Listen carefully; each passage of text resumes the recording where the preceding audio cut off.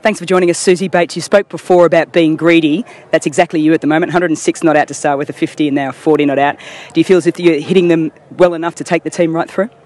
Yeah, I think there's some patches there where I'm not quite hitting it as nicely, but we've talked about it as a top six, that we're the batters, and although we've got a good lower order, that we need to be scoring the bulk of the runs at this tournament. And against Australia, we weren't greedy enough. We got starts and didn't kick on, so we really wanted to make that improvement. But today, batting was easy with Rachel Priest bombing it down the other end.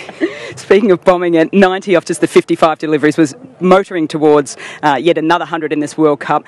She started patchily, only a 2 and an 8. Is this sort of the turning circle for her, do you think?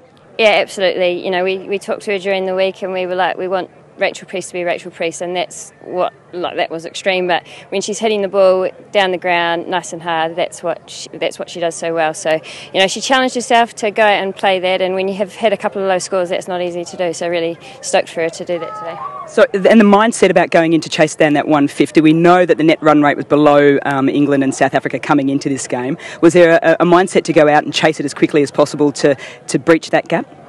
Yeah, it wasn't, I guess, the goal. We talked about it on the sideline that if we got in a good position that one of us needed to perhaps up the ante, but Rachel Priest maybe didn't need that message, so she just was seeing ball and hitting ball, and when we got in a position we just were like, let's keep going and feed her the strike, and we just, you know, 30 overs would have been nice to get that total, but to get it under 20 is really pleasing.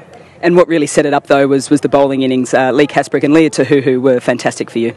Yeah, with a pitch like that and putting a team like the West Indies into bat, we had to bowl well, and to keep them to 150. And all six bowlers, I think, played a really important role. Leah Tahuhu set the tone, bowling quick and getting a couple early, and then Lee Casbrick, first game of the tournament, to come in and bowl like that was outstanding. And to get 2 key wickets, Taylor and Dotton, and 2 consecutive balls, it was pretty exciting. Well, Pakistan up next. All the best for that one and for the rest of the tournament. Thanks very much, Mal.